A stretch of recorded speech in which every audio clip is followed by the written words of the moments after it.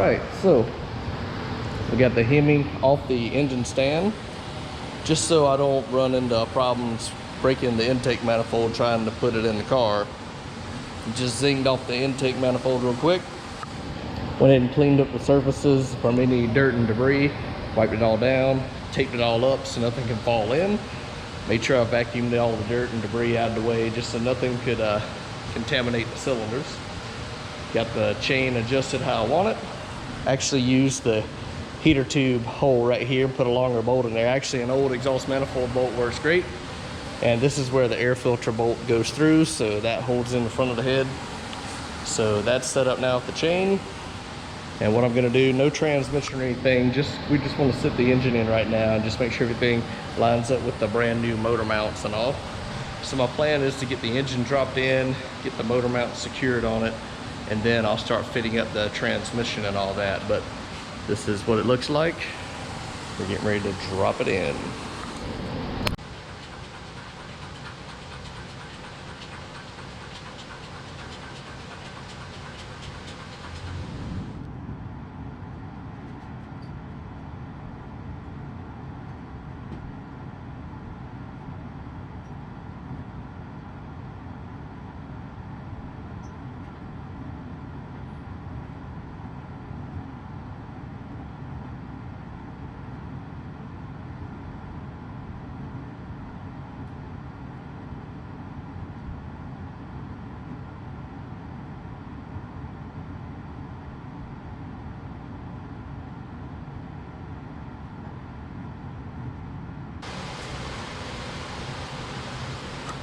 Looks pretty good so far.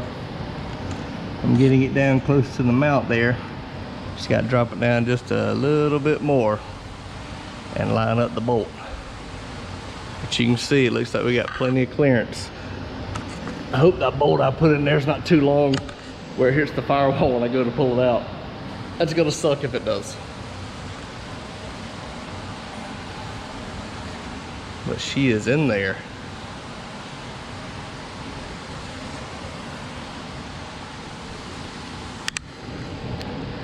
All right, I got the bolts in the motor mounts. Took a little bit of finagling to get them in there, but pretty much got one in and got it started, and then had to use the cherry picker and kind of wedge the motor around to get the other one in and get it started. But got the motor mount bolts in and they're tight.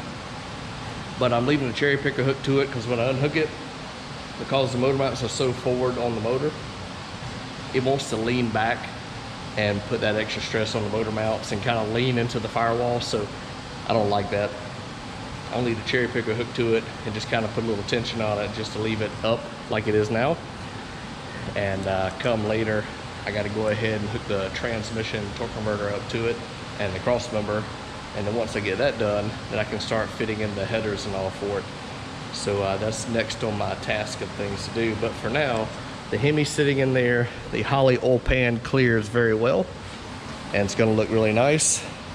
And the oil filter relocation kit, you can see here where the fittings come out, and then I can figure out where I'm gonna mount it once I get my alternator all on and the headers on.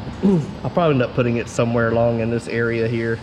Not sure yet. That's minor stuff. But for now, the 68 Charger now has a Hemi engine. Winning.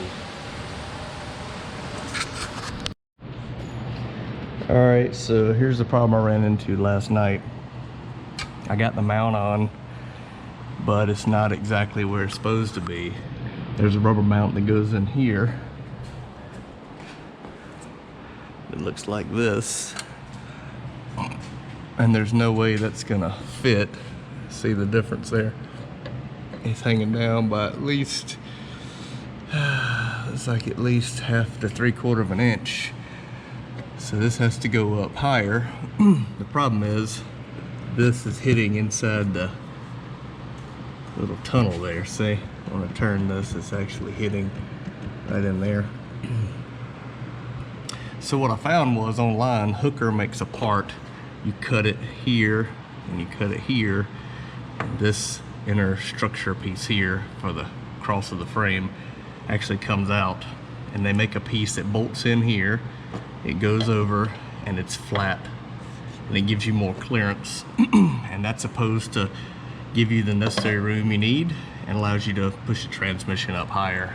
And what I'm also finding here is that needs to be cut off. That's hitting the side of the body.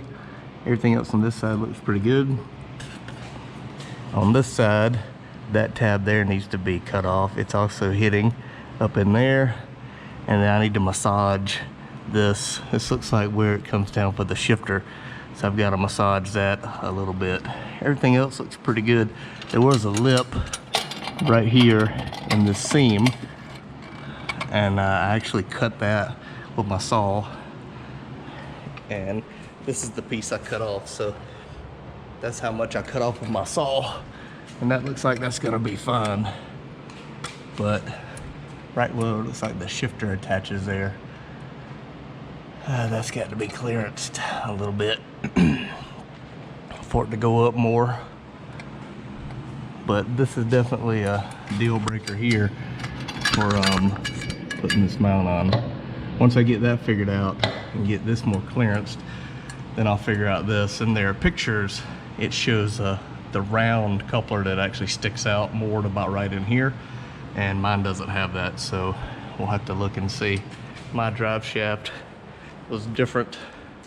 My drive shaft looked like that on each end, so mine is definitely a little different from what they showed there. So maybe I can get the coupler like they have that pushes it out a little bit, because I have a tone ring that's gonna drive the transmission circuit I need to put in there somewhere, but this definitely is gonna hit. So put that piece on, that should give me the clearance I need. But for now, it's in here. The only other misstep I made was I didn't notch the K-member for the air conditioning compressor. And what that looks like is right in here. See if I can find this for you. Basically right here, this area here, when the compressor goes to sit down, it's actually hitting the back of the compressor, hitting here. I don't know if it's hitting this bolt. I gotta hold it back up here, but I think the bolt might be too long hitting the back of the compressor. I gotta wing that off.